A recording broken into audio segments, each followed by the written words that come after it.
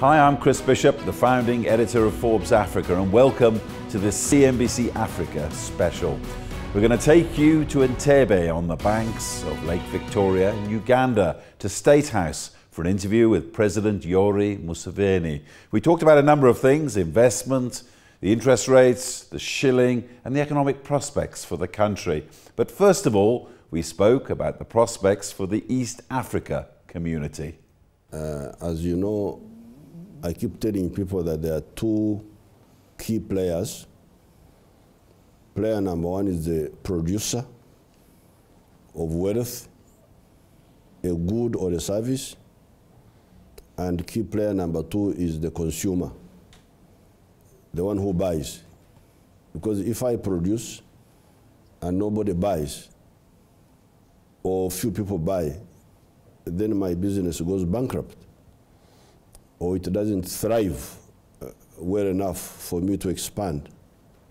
Therefore, we had to solve this issue of aggregating the producers and the consumers in East Africa, and also in the rest of Africa. There is even a bigger grouping called COMESA, Common Market of Eastern, Central, and Southern Africa. And we are trying to link the three now together with SADC, so that we have got the three of them together. What about the preparation of infrastructure for this single market in the future? I mean, is there enough money going into ports, roads? Have you decided which are going to be the key areas of East Africa that are going to carry this? Absolutely. The two key players, the producer and the consumer, they must be linked by roads, by the railway system, by the telecommunications. We are therefore very clear about that, and we are building the infrastructure, mainly using our own resources, but also once in a while borrowing from some of the traditional sources like the World Bank and the Africa Development Bank. We also have new players like the Chinese. They are also helping with the railway, especially, and with some of the roads. We shall build the infrastructure one way or the other. And what about the deadlines for a single currency, which is obviously on the way to possible political union one day in East Africa? How far are we from those landmarks?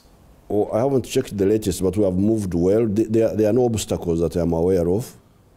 The monetary union, and after the monetary union, we go for the political federation, because these are the landmarks: common market, customs union, monetary union, and eventually the political federation of East Africa. A lot of people I've spoken to say that progress has been good, but they'd like to see a lot more happen a lot more quickly in the East African community. What areas do you think need attention looking to the next few years? I don't see any major areas. Once in a while you get problems of non-compliance, where you still get what they call NTBs, non-tariff barriers. People are stopping people on the road, policemen. But this is being sorted out. It's not a big issue. We are moving very well. Talking about infrastructure and talking about Uganda in specific, you're trying to, I've been reading up, you're trying to spend a lot of money on this infrastructure over the next few years. I've seen some of the roads going up on the way here to State House. How is that progressing? It's progressing very well. We had to persuade our parliament to prioritize infrastructure instead of other areas like increasing public servants' salaries. We restrained them, and we put up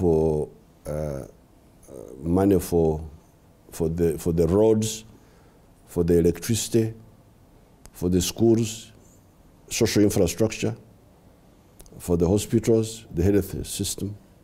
So I have no complaints. I'm together now with our leadership, because in the past they would be not so clear as to what comes first. Production sectors or consumption sectors. But now we are together on that point. We are synchronized. There is no problem. Often there can be a fiscal risk at these times when you're investing heavily for the future. I know that you try to keep $3 billion in your reserves to cover imports and what have you. How concerned are you about that risk at all? That it may deplete the reserves? Yes. Oh no, it's not. I'm not worried about that, because we shall produce more. We shall produce much more. In fact, we are on the verge of huge scale production. Agriculture, value addition, minerals, a little later petroleum. It's not. I'm not worried about that. As you know, almost every country in Africa is struggling for electricity as we speak. How big is the infrastructure deficit in Uganda, in your country? Well, it was a big problem in the past, but we have now caught up with the demand, and we are going to remain ahead of demand all the time. We are building new dams now, Karuma, 600 megawatts, 700 megawatts, Isimba, almost 200 megawatts, and there are new ones which are on the way. And then there are power sources which can be put up quickly, like the ones using HFO, heavy fuel oil. Those don't take time. You can quickly put it up. What about this renewable energy that's going on up and down the continent? How far is Uganda into like geothermals and solar and wind? The issue about the solar has been the cost per unit. When it goes down because for us we think that a unit cost of 4 cents, 5 cents, American cents is the one we need for industries. So if the solar costs can go down, then we shall take it up. But it has been high up to now. I think it may be about 16 cents now per unit. It used to be 40 cents. It was therefore not suitable for industries. Maybe it was suitable for lighting, but not for industries yet. Too expensive? Expensive, yes. What can government do about that? Can you do anything about it? Is it just the market? No, we need to do more research in the technology, how we can do things more cheaply, more efficient ways of producing solar power, solar electricity. And how much of the skills and infrastructure do you have here to carry out that kind of energy building for the future? We have the skills. We have a lot of skills. In fact, that's why we get a diaspora of our people who go abroad. Even when you go to NASA, you will find our people working there, working for the Americans. Therefore, the problem is not the skills. The problem is to retain those skills, to pay them better, to pay them well so that they stay here. Otherwise, we are producing a lot of those people every year. The universities are producing. And as time goes on, they will be retained because the pay will improve and they will stay. Well, as you know, neighbouring Rwanda's had a very good track record on bringing back its skilled people. How are you trying to do this for Uganda? It is simple. Just pay them better salaries. That's all. There's no other problem because there's no insecurity. They prefer to be near their families. So the only issue is the pay, the good salaries.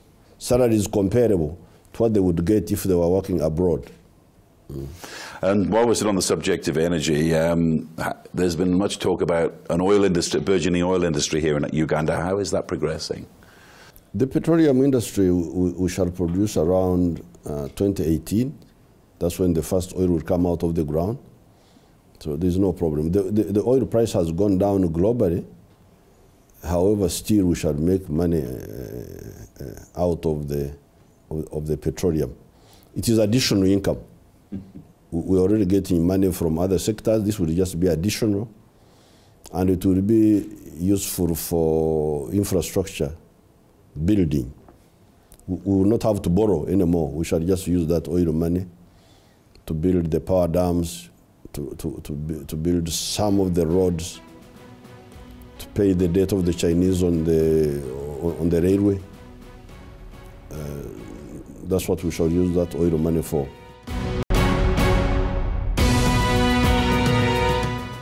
Just to move on to one of your staples, though, agriculture. Cotton, coffee, still a big part of your economy. But one of the problems that many countries like yours face is that it's still very scattered subsistence farming that's doing it. There's not enough irrigation, there's not enough investment in infrastructure for farmers. What's Uganda trying to do about that? On the side of irrigation, it will have to be, we have got two systems. One is the mega irrigation. That is really done by the government centrally. We already have some examples. There's Mobuku irrigation scheme. There is Doho irrigation scheme for rice. There is Agoro. There are a number of irrigation schemes run by the state, but the beneficiaries are the private people, the farmers. Then you can have the micro irrigation, where the independent farmers do their own small irrigation. Fortunately, water is not a problem in Uganda. We get to rain 2 times a year, and you can trap the water at your own farm and have your own micro irrigation. So by combining the two, the micro and the mega, we shall be able to solve the issue of irrigation. What about foreign investors? What are you doing to try to get foreign investors to come to Uganda and put their money in? Where the foreign investors, they follow profits. If the profits are good, if the investment atmosphere is stable, they come. And they are coming, especially the Chinese, they are coming in big numbers. The Indians, to some extent. The people from the Gulf, the Arabs. The Western investors are fewer, but they're also there. And then we have our own indigenous people, both African and Indian. So all these sources give us investors. And what are the growth areas for foreign investors? What sort of projects are they looking into in Uganda? Very many of them. You look at the mineral sector. We've got a big project of phosphates and steel, where the Chinese are active. We have got another big project of copper. We've got another one of cement. Again, the Chinese are involved. And some of the Africans, like the Nigerians, some of them have got quite a bit of money. So the target, the destinations of this investment are multiple. It's not just one. Uganda has got everything. You have got everything one would need. And what about this growing middle class in Africa? Everyone's talking about, I understand it's growing here in Uganda. Entrepreneurs are often the driving force behind this growing middle class. In Uganda, how are you trying to help them get up the ladder? Well, we give them soft loans through the banking system. These soft loans are now limited to value addition. But as we get more money, we shall expand that window so that they can get soft money just above inflation, and the interest rates would be low, and then they borrow and pay back. Sometimes we even support them without, we give them like grants, especially our scientists. Our scientists, like the Banana Project, they have knowledge, but they don't have money. So we give them the money, like a grant from the government. One thing somebody said to me on this Twitter thing the other day, they said they believe that Africa pulls down its entrepreneurs. When someone's successful, everyone wants to drag them down again. I mean, what's the scene like here in Uganda? We have got entrepreneurs who are very much appreciated and valued in society. So maybe that's not the case in Uganda. Do you think they're the future of the economy here in Uganda? The entrepreneurs? Yes. Of course. This is a modern economy. Modern economy is based on production by machines, not muscles. Since the Industrial Revolution, people shifted from muscle production to skills production and brains production. And that's where the future is. Do you think there could be another Aliko Dangote coming up here in Uganda, one of the richest men on the continent? Well, they are growing up slowly. Even here we have some of our people who are coming up.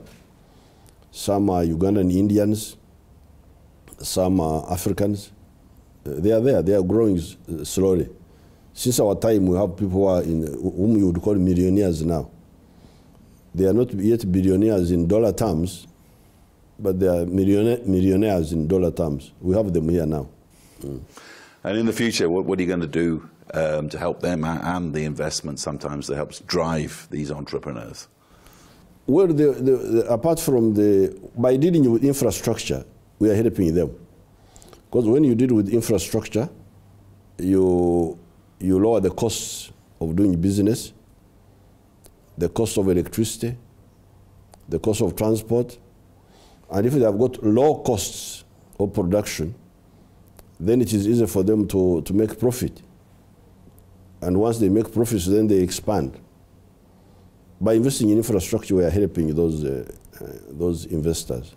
But I know one or two of the entrepreneurs that I know here in Kampala, they say they're struggling a bit with the interest rate at the moment, which is, was it 14.5%, as you try to defend the shilling. What, as head of state, what encouragement could perhaps you give them? That is for, I don't know what sector that one is in, but if it is the sectors which we prioritize, that's why we give them that preferential money, which is from the state, which is low interest. So I don't know what sector that one is. Sometimes there are sectors we don't emphasize so much, like trading. If you are in trading, it is not as crucial for us as manufacturing. Manufacturing is more crucial for us.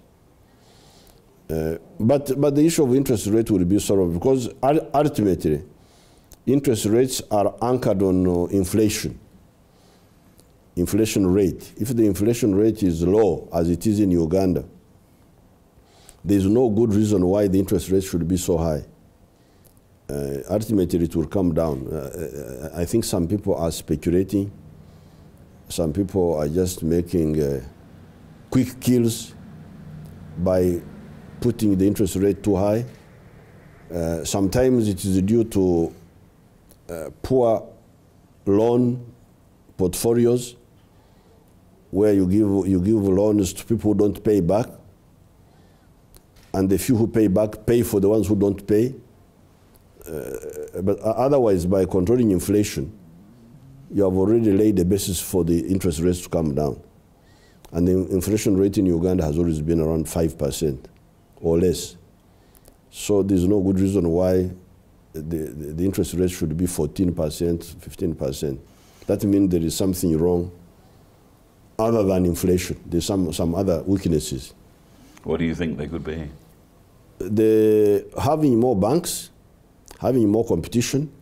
But in any case, for us, we are building up the Uganda Development Bank. This is a development bank. We're going to capitalize it more. We are not looking for profits. We just want to empower our people to borrow and build their capacity to produce goods and services. So whatever the commercial banks are doing, some of which is questionable, we should empower our Uganda Development Bank. And in the coming years, it will give debts, loans that are concessionary to our manufacturers. You say questionable, how so? Sorry. Like the question of having very high costs of operations of those banks, very high salaries of those bureaucrats, financial bureaucrats, and wanting to recover all that through people who borrow. So we shall delink the commercial trading and all that from the manufacturing, because it is the manufacturing which we value. And just to wrap up, your prospects for the future of the Ugandan economy, how do you see it going? Well, the way I would like to summarize it for you is that in the last 30 years, the economy of Uganda has been growing at a rate of 6.5% per annum, in spite of no electricity, in spite of high transport costs, and in spite of other bottlenecks. Now that we have solved those bottlenecks, this economy will grow at double digits. Because now for the first time, we have removed some of the bottlenecks that were delaying us. But even with the bottlenecks, the economy was growing at 6.5% per annum. So how much more we need to grow now that those bottlenecks are being removed? That was President Yoweri Museveni of Uganda. A few days after he conducted this interview, Uganda put its interest rates up to 16% in a bid to defend its currency and curb inflation. It seems there are many more interesting times ahead for the Ugandan economy. That's all we've got time for in this CNBC Africa special. From me, Chris Bishop, it's goodbye.